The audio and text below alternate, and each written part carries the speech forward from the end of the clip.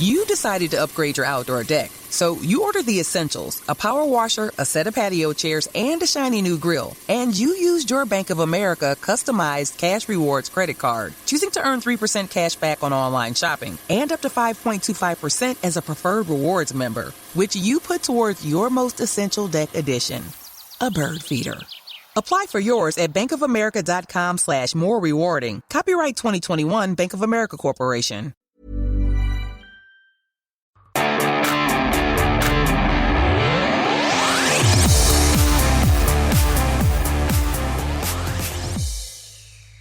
Hey Eagles fans, this is Mike Kaye from NJ Advanced Media, and welcome to the No Huddle Show podcast, where we discuss anything and everything Philadelphia Eagles.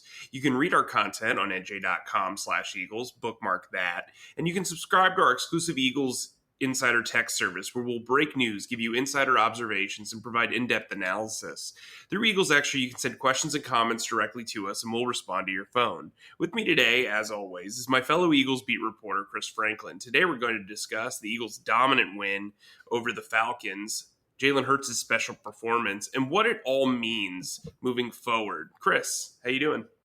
Not bad. I mean, it was a great start for the Eagles season. I mean, and I know we're about to get into this stuff, but can I just say this is the first time I've actually traveled with fans that were there at a game, and just to see the amount of Eagles fans that were down there, that's been down around here in Atlanta. I mean, it's been crazy, man.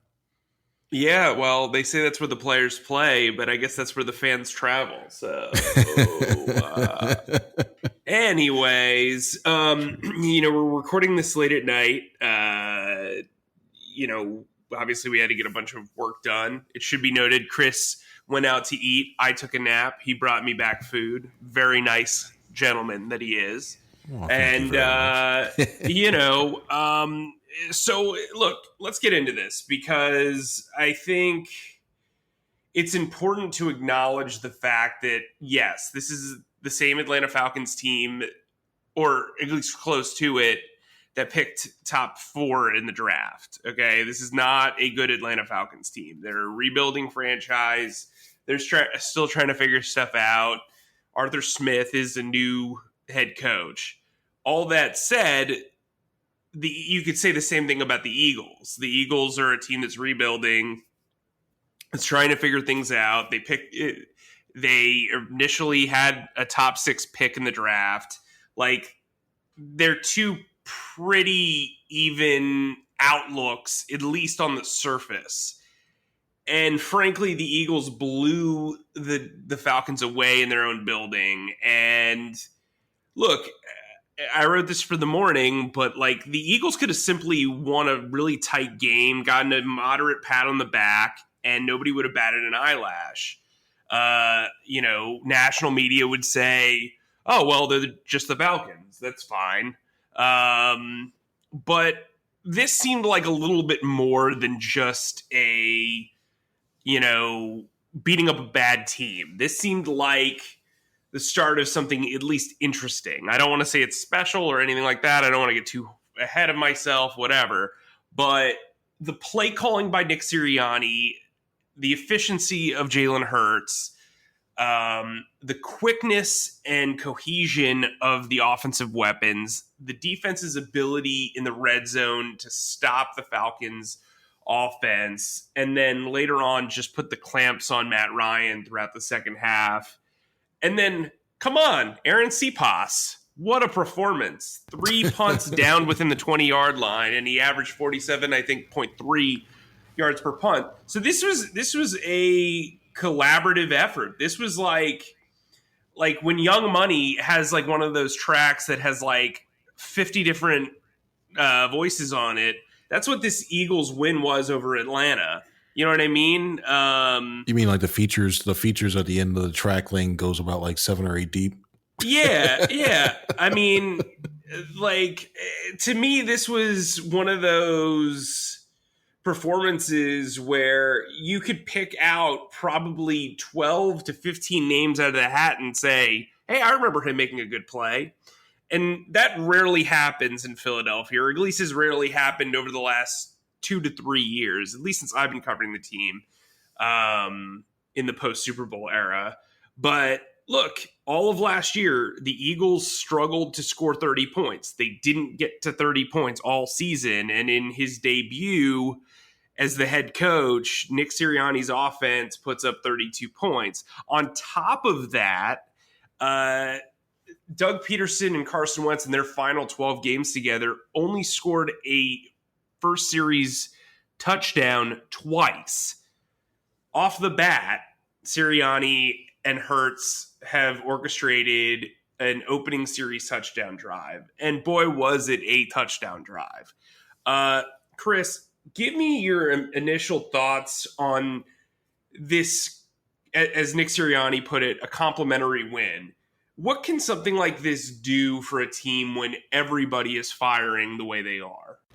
Well, I think it doesn't put the onus on one specific unit. I thought you saw a defense that struggled early and came back and made adjustments. And I think that's the key. And I'm going to offer a little tangent on this one. I'll still get back to this. When you look at one of the reasons why the Eagles won today, I think you have to look at the Eagles were able to make adjustments at during in-game adjustments and at halftime. And you look at the Falcons and they didn't have any answers to adjust back themselves. I mean, the Falcons were gashing the Eagles on the ground early on in this game and also throwing the ball to Calvin Ridley and Kyle Pitts in the middle of the field. The Eagles made the adjustments so it wouldn't be as prevalent, and you didn't see the Falcons do anything from there on out. So I thought that was key. But getting back to the initial thing, going back to what this means for a team, the fact that you have both the offense, defense, and even special teams playing at a high level, everybody looks like they're knowing what their assignments are after a while and playing inspired football, not playing assignment football. Oh, okay, I have to go to this gap or I have to catch the ball in this area. It looked like everybody had put in a great effort and had passion, making sure they were doing their job, and that has to start with Coach Nick Sirianni and the rest of that coaching staff. You have to give them credit for doing that on Sunday. Totally agree. I thought something I pointed out to you in the press box and something that I wrote about is every play call seemed to make sense. There was a rhythm to the play calling. They used quick passes early on to set up the running game. They used the running game to set up the passing game. Everything made sense in concert. And I think that's really important because for at least the final season of Doug Peterson's tenure, everything seemed to be kind of wishy-washy. It was just a play call to make a play call. And while Nick Sirianni said each play call is independent, sometimes you want to, have an objective of how you want to set up a drive, how you want to be successful in a drive. It's more than just picking up chunks of yardage. If you want a methodical drive, you want that method to be, based on a principle, based on an idea. And it just kind of seemed like the play calling, it wasn't all that elaborate, but they seem to use different elements of the offense to set up other elements of the offense. And I think that that's really important when you have a mobile quarterback in Jalen Hurts, who scoffed at my question about Nick Sirianni calling to his skill set. What I mean to say is, when you have the skill set that Jalen Hurts does, which is the ability to not only be a passer, but to also use your mobility to pick up yardage, that's important. And I think a coach that can understand a player's strengths and utilize them in his play calling is advantageous. Chris, what did you see from Jalen Hurts today? Before you go into that, he was 27 of 35. That's a 77.1% completion percentage for 264 and 3 touchdowns, no interceptions. He had a quarterback rating of 126.4. He also gained 62 yards on 7 carries. So, yeah, Chris, what did you take away from young Jalen's performance? Well, I saw a guy who is only in a few months in this new system, the one that the coaching staff said they were going to try to build around and put and maximize what he's able to does well. He mastered that offense. I thought he mastered it. You saw a guy who he's and one thing I love to prove, he was patient, trying to let some routes develop. Sure, would you like to see him do it more often? Yeah, you would, but he got better at letting some of those routes develop downfield and let guys getting open. You saw a guy who didn't always think like, hey, you had to run first and have to wait before he throwing the ball. I saw that he was more decisive in his decision making. He's always been a confident guy, just like you saw it go on the field more. And I thought that was very key to the amount of success he had.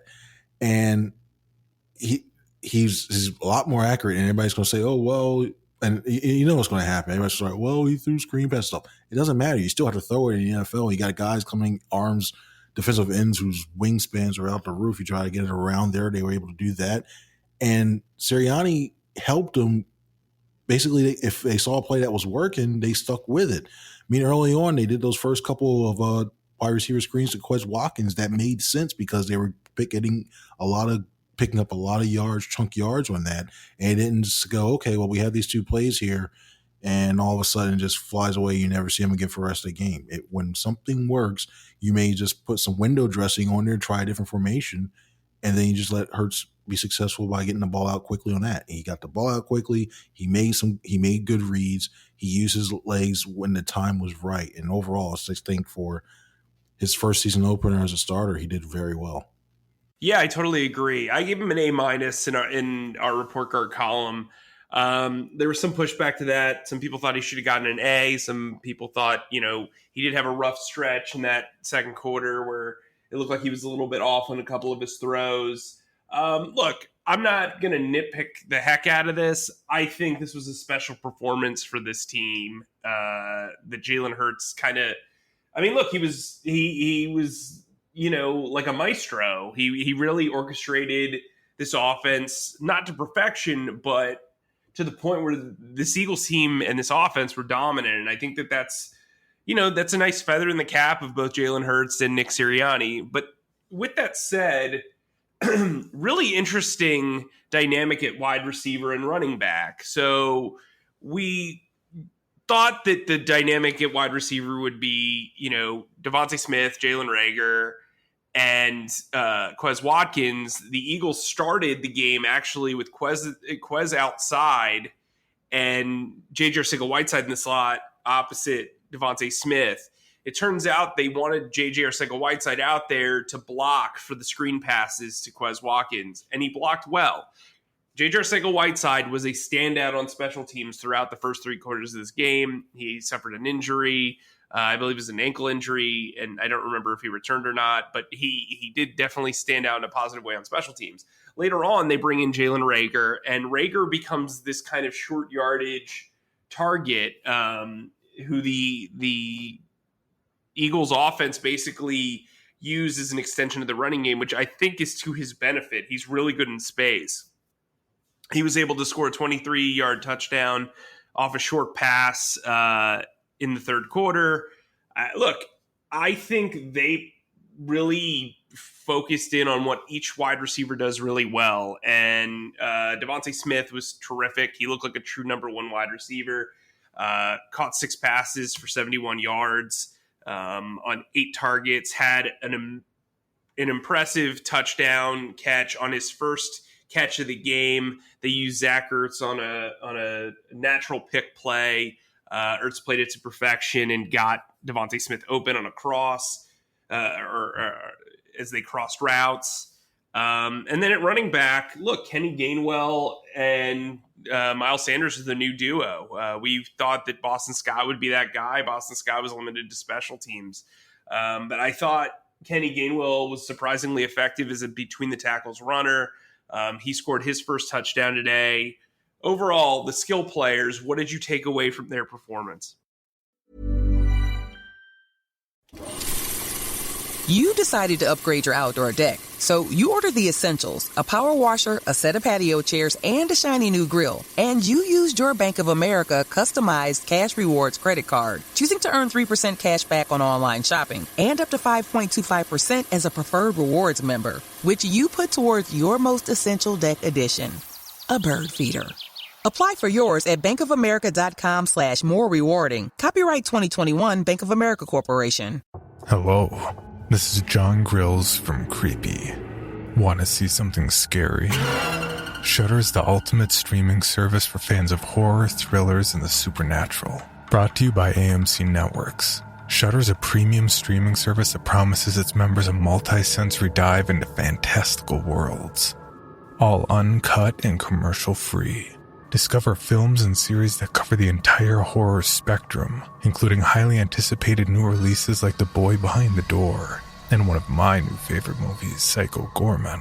Available ad-free, on demand, and through the platforms you're already on. Shudder. So good, it's scary. Sign up at Shudder.com. That's SHUDDER.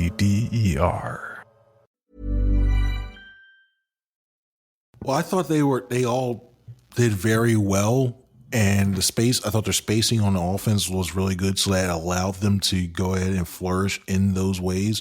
The one thing, getting back to Gainwell, I thought it was really telling that he was on all the snaps on that 2-minute drive going in in the first half. He was the running back that was in there, and it shows the trust that this coaching staff has in a guy to not only play well, but as a rookie play well. And he was able to do that. The one I was going into this game, and I was worried about early in the season, I was worried how he was going to handle doing his pass blocking, and lo and behold, he actually held his own. So I thought that was good. When you look at the other things, I thought Devonta Smith, for his first game, he did well. I think that you saw a lot of reasons why this team took him with the first pick overall. His route running was crisp. I love the way when the Eagles went the three tight ends on one side. You had Smith in the slot there, and you had Gainwell on the outside. It really matched up. It basically isolated Smith one-on-one with a defensive back, and with the ability he has with running those routes, running them crisply, it opens up so much for this offense to do. And you saw, I think he got 4 straight passes thrown his way. So I thought overall, I know those were just 2 examples, but I thought overall, when you had Rager, when you had Goddard and Ertz, you saw the diversity of this offense and what it can do and the amount of problems that it can cause defenses. Because now, if you're the San Francisco 49ers next week, the Eagles play next week, you're not just looking at, okay, I have to stop Devonta Smith. Okay, I just have to stop Miles Sanders because he had a good game. You have to worry about stopping multiple weapons and multiple players at the skill positions in order to go ahead and stop this Eagles offense. It's going to be tough. Yeah, and I think it's something we should point out too. I thought the blocking by pretty much everybody at the skill positions was really impressive. Dallas Goedert was blocking really well downfield. Zach Ertz got in on the action. I know he's not known as a blocker, but he did really well. I thought Devontae Smith did a really nice job as a blocker as well, despite his frame. Kenny Gainwell had a really nice blitz pickup at one point. So yeah, that's worth calling out. So let's flip to the other side of the ball. The defensive line wasn't sleepy in the first half. They just weren't making like notable plays outside of the run game. Javon Hargrave had a QB hit in the first half, but really outside of that, Matt Ryan stayed clean. Completely different story in the second half. Matt Ryan was consistently harassed. He was hit 9 times. The Eagles ended up with 3 sacks, all coming in the fourth quarter. Hassan Ridgeway had 1. Javon Hargrave had 2. Ridgeway actually could have had a sack fumble at one point, but the referees ruled that Matt Ryan threw the pass to the ground as an intentional grounding, as like a spike. But yeah, so I thought the defensive line played relatively well. Nothing like super standoutish outside of Hargrave from a pass rushing standpoint, but I thought they played the run pretty well once they got like their footing after the first couple of drives. What was your takeaway from the defensive front? Well, I thought in the first, especially early on that first quarter, looking at the way, it looked like a couple of times they had like either like a defensive tackle that over pursued a gap or got beat, or basically got sucked in by like a center or a guard, or you had a defensive end not holding contain. And the one thing that the Falcons did was they were cutting back, finding those cutback lanes when the Eagles had to where the play was going designed, like it was designed, the Eagles had stopped it. And what the Falcons did, what the Falcons runners like Cordell Patterson and Mike Davis did, is like, okay, I'm just going to cut back to the backside, and you didn't have that covered up, and they were able to gain 8, 9, 10 yards a chunk. And Jonathan Gannon and Tracy Rocker must have said something, because it looked like right after that they started plugging stuff up, especially like towards like the middle of the second quarter and on, and that did that well. I mean, this defensive line is known for its pass rushing ability, and it proved that once again. And I mean, Javon Hargrave, I mean, we saw during training camp, he played at a very high level, and you figure that I bet the Eagles were probably hoping that it continued on into the regular season, and boy did it. He was playing very well, very dominant. And if you have him going as well as he's doing, I mean, most teams are either doubling Fletcher Cox or focusing the defensive line when he's running in the middle. If you have him going, that's going to free up Fletcher Cox to go more one-on-one, and then it's good luck trying to go ahead and run in the middle or when it comes to the pass protection for opposing offenses. So this defensive line, as the game went on, they played well, and I'd say hats off for the adjustments they made. I'm going to pay the linebackers a compliment in that I didn't notice any of them throughout the game, if that makes sense. Like, you notice them when they made run stops, but like in the passing game, I didn't really notice them. And that's a credit to them, because throughout the week, the storyline was, how are they going to stop Kyle Pitts? And Kyle Pitts, well, the answer was a group effort. And it looked like they were bracketing him. It looked like they were getting a little physical with him, the linebackers and the safeties. And they limited him to 4 catches for 31 yards. At one point, another beat writer turned to me and said it looked like this was kind of too big for Kyle Pitts. I don't agree, but it did kind of seem like he was taken out of the game and became a bystander for most of the game. And that kind of took away Arthur Smith's like aces in the hole. I mean, Calvin Ridley had a really explosive first drive, then disappeared for a while. And then, it just seemed like the Falcons couldn't figure out a secondary option, and Pitts was kind of subdued. What did you take away from the linebacker and safety play? I know Marcus Epps somewhat started the game with Anthony Harris. It ended up being Kayvon Wallace and Anthony Harris by the second quarter because Epps suffered a concussion. What did you take away from those two groups? We'll do cornerback separately.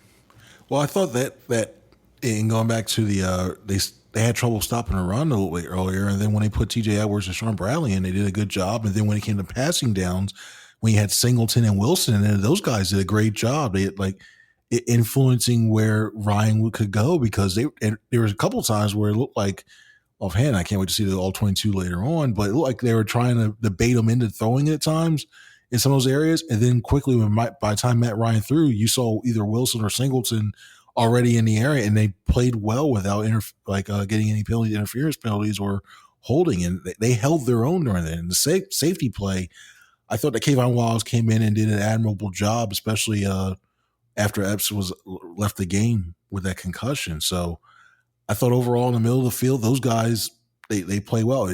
You saw the second and third levels of that defense really work in tandem in finding ways to stop Pitts. I really thought Pitts was going to create a lot more problems than what he did. And the fact that he had 4 catches, I mean, it wasn't like the Falcons weren't, Matt Ryan wasn't trying to get to him because they had the 8 targets, but the Eagles were able to prevent him, and it was kind of shocking. Yeah, I think the takeaway is that you really didn't notice like any Nathan Gary type breakdowns. What the Eagles were doing, they called my bluff. Jannard Avery did get a decent amount of playing time. He played Sam linebacker.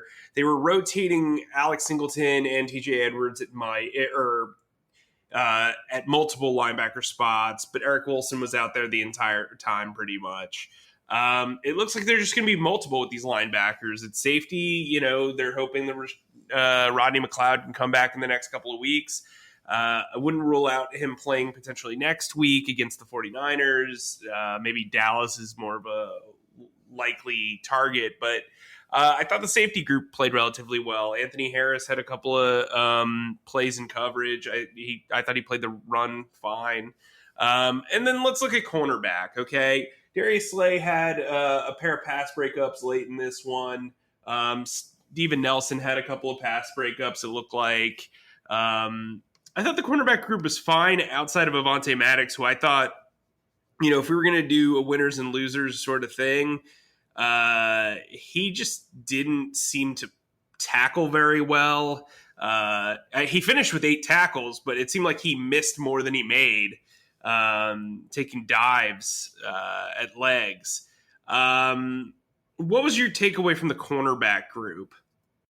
Well, to me, Lloyd, that's who the Falcons were really trying to match up everybody when it came to Pittsburgh. Really, they're trying to go ahead and go at Avonte Maddox. And given the situation, I thought he held his own. Like I said, a lot of the guys, when it came to cornerbacks, I thought I looked at what the way Slade played. I thought he did well. He should have had an interception because he had a good beat on the ball, and he almost stepped in front. I forget the receiver, but he stepped in front of it, and he would have had an easy pick 6. But I think Maddox, for what he was tasked to do and who he had to go against, especially being a shorter corner going against Kyle Pitts, I thought he did all right in that type of situation. Would you like to see him get a little bit more cleaner tackles? Yeah, but his size is going to him against one-on-one against, I don't know, a tight end or another receiver, somebody else, and him trying to get low on those guys. Yeah, good luck. It's going to be tough because the guys are either going to leap on him or it's going to be tough for him to tackle. So I thought, given the situation, he did all right. But the cornerbacks overall, I think that they did well. They did well based on who they were facing. Put it that way. Ringing endorsement right there. Ringing endorsement. So let's get into special teams. Jake Elliott really wasn't asked to do very much. He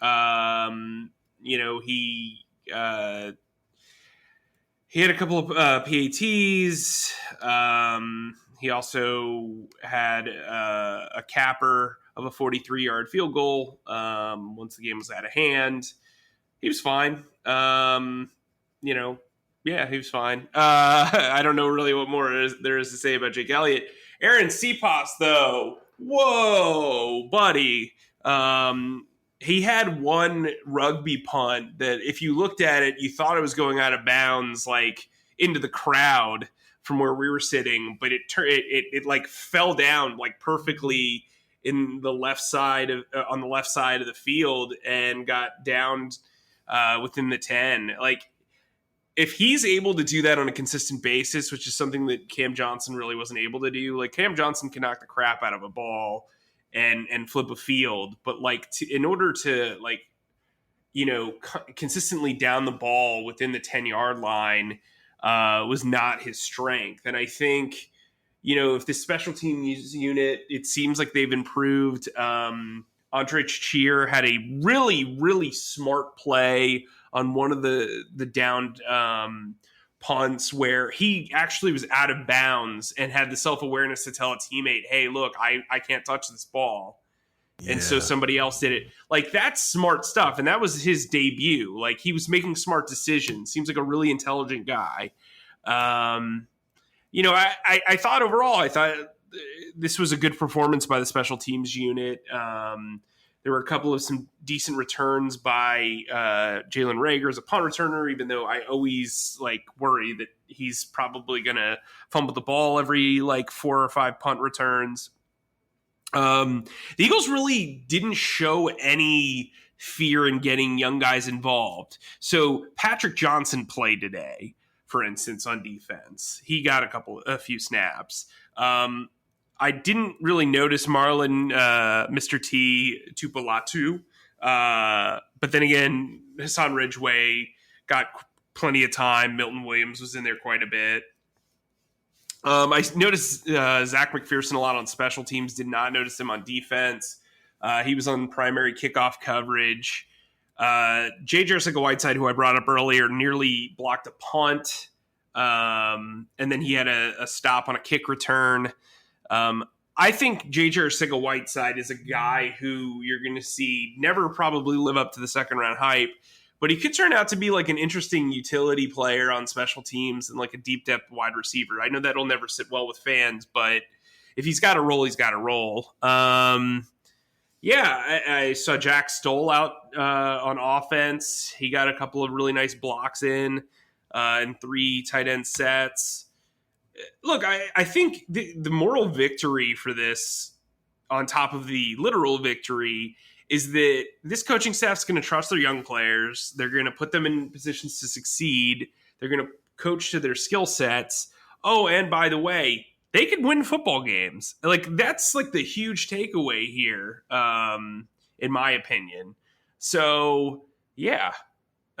Chris, give me your final thoughts, because those were kind of mine as we get close to midnight on a Sunday night.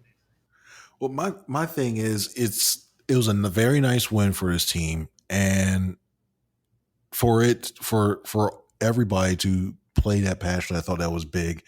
I really want to see next week playing against the 49ers.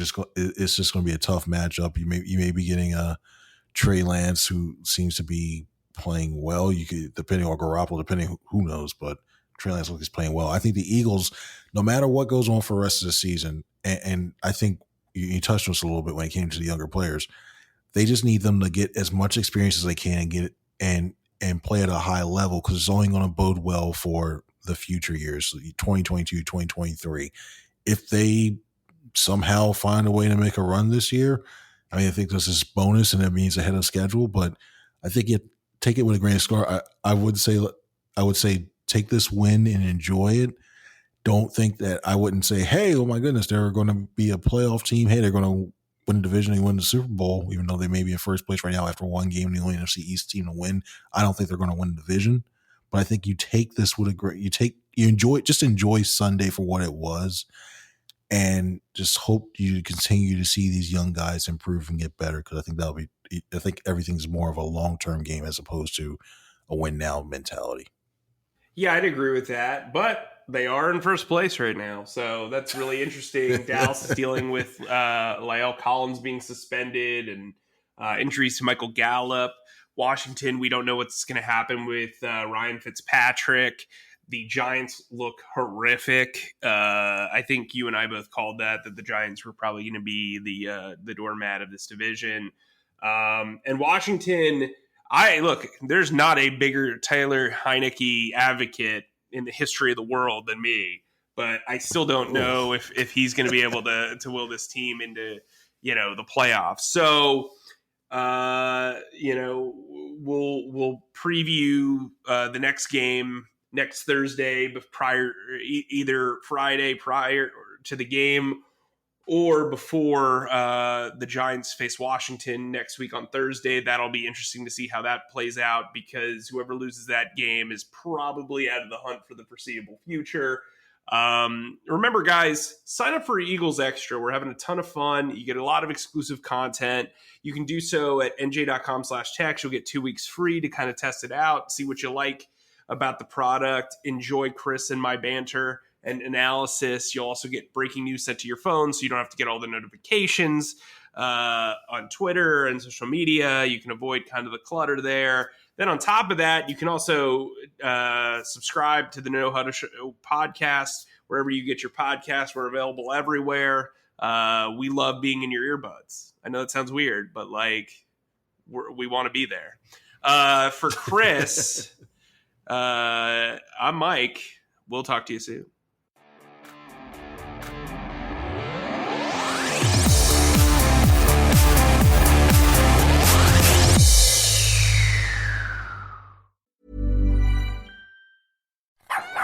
You're ready to get back into yoga, so you ordered the essentials, a non-slip mat, yoga blocks to keep balance, and an exercise ball. And you used your Bank of America customized cash rewards credit card, choosing to earn 3% cash back on online shopping and up to 5.25% as a preferred rewards member, which you put towards your most essential yoga gear, noise canceling headphones. Apply for yours at bankofamerica.com/more rewarding. Copyright 2021 Bank of America Corporation. Hi, this is Benjamin from the UK true crime podcast They Walk Among Us. Want to see something scary? Shudder is the ultimate streaming service for fans of horror, thrillers, and the supernatural. Shudder offers an unbeatable selection from Hollywood favorites and cult classics to original series and critically acclaimed new genre films you won't find anywhere else. Explore the best collection of horror that pushes boundaries, showcases bold original storytelling, and offers something new to watch every week. Available ad-free, on demand, and through the platforms you're already on. Shudder. So good it's scary. Sign up at Shudder.com.